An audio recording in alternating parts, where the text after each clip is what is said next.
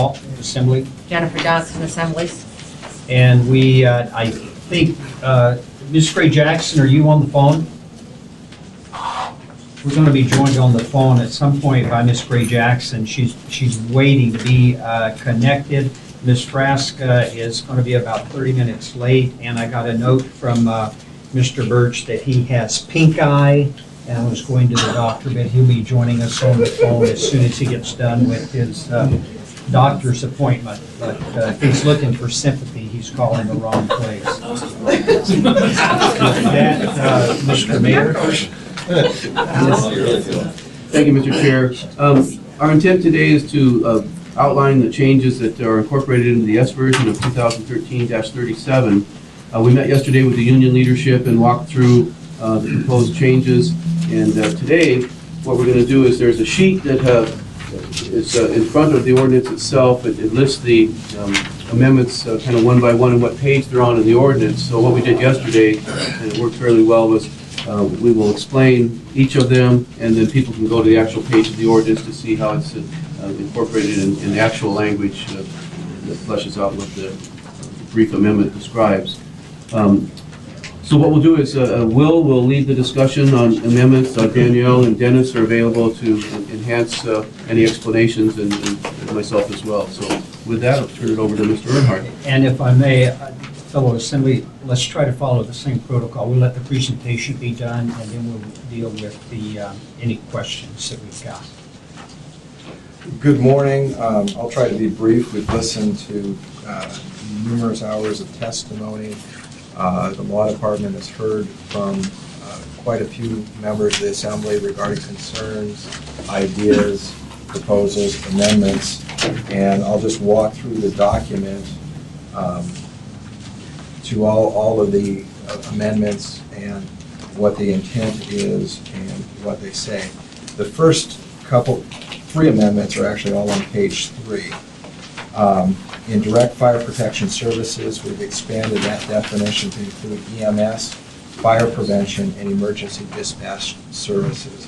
And that definition is solely to exclude those services from any possible managed competition in the future. That's what these definitions serve. This is what is excluded from being considered for managed competition. Right below that is direct labor costs. We've added in total compensation including. And what the intent there is to help clarify that is the total compensation, what is paid to the employee as far as wages and benefits. It's not the equipment used in the department or anything else like that. Right below that is direct law enforcement. Again, this is a definition that's been expanded to exclude these services from managed competition at any point in the future. Includes all police officers, and we put in the definition from the Alaska statutes. Community service officers and emergency dispatch personnel have all been added. Well, I'd like to have the minutes reflect that Mr. Flynn has joined us. Good morning, Mr. Flynn. Moving from the definitions, we'll move to page 6.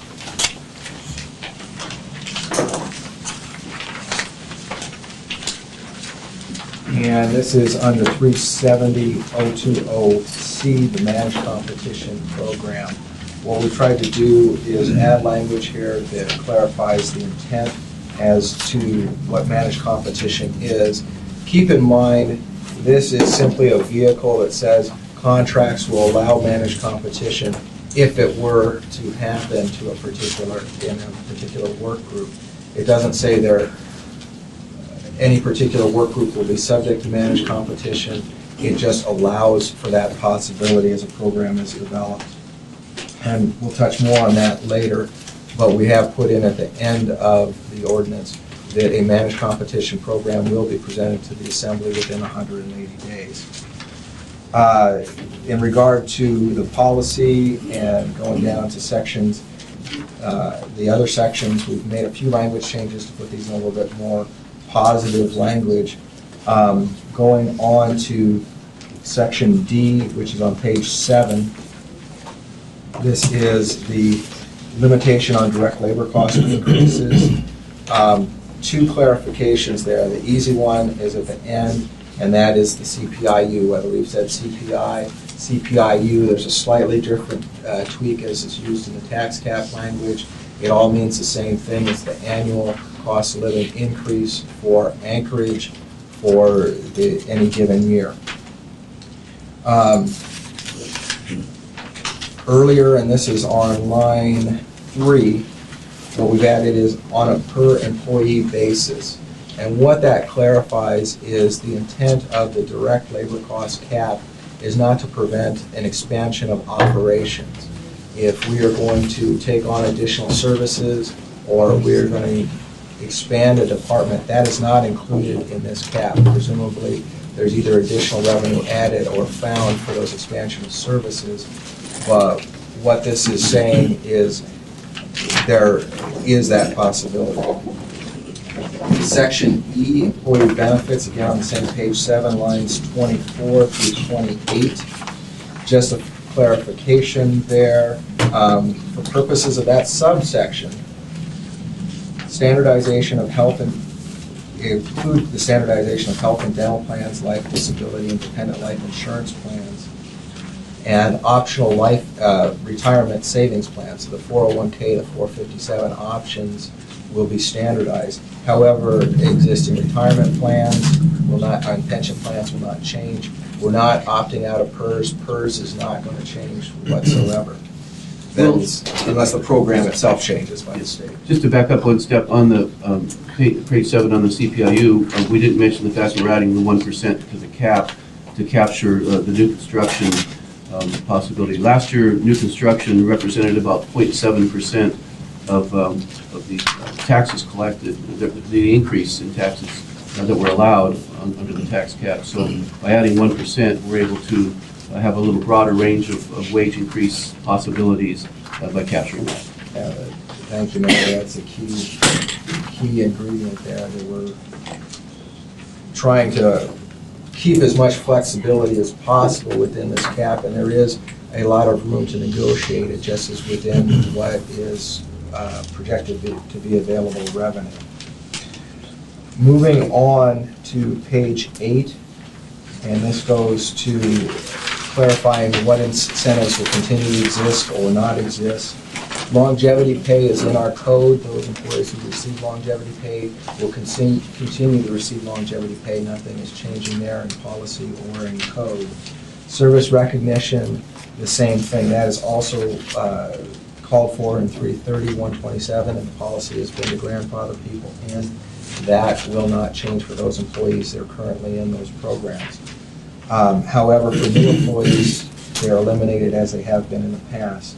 For the performance incentive programs, and that's both the PIP and the PSP, the performance step programs as they're identified in various contracts, those will end at the end of the contract, and employees will be frozen at the level earned. So if they have 6.5%, they'll be frozen there. They won't move up to 13 after the contract ends. There's one exception is on 2 of the programs we have a annual periodic renewal. When the contract ends, those employees will serve, they'll get their 4% or 5% for the term that they've earned it. So to the following February or as the contract dictates. But at that point, performance pay will disappear. Moving on to page 10, the Employee Relations Board, and this is something we've tried to deal with in terms of not amending the charter. Under the charter, the mayor gives names and the assembly approves. And based on suggestion, actually yesterday afternoon, we have created a system where the unions will propose several names to the mayor to be forwarded to the assembly for the seat C, the union seat on the Employee Relations Board. And I think that's recognition, as in the past it is typically the board has, the mayor has followed the language of having a labor representative. Well, we're trying to solidify that. That takes us on to page 18. couple of housekeeping measures to address what we're doing later, but we've moved out mediation and fact-finding 30 more days each to account for what happens on pages 20, 21, and 22. We have changed the impasse procedures in that the first version had totally eliminated any kind of binding arbitration. In the current version, we've added arbitration back in. This is what's called baseball arbitration. It allows for the arbitrator to pick between the two last best offers in their entirety. Instead of separating up to 17 subjects, it'll be one or the other.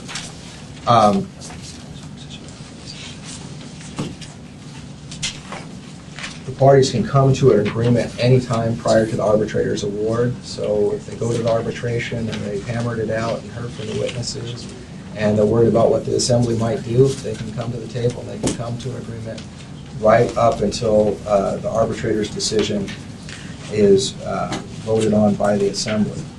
That brings us to page 22, decision by the arbitrator. Once the arbitrator renders a decision, we have not taken the assembly totally out of it. The assembly is still empowered to approve the arbitrator's decision by 8 votes. This is the same procedure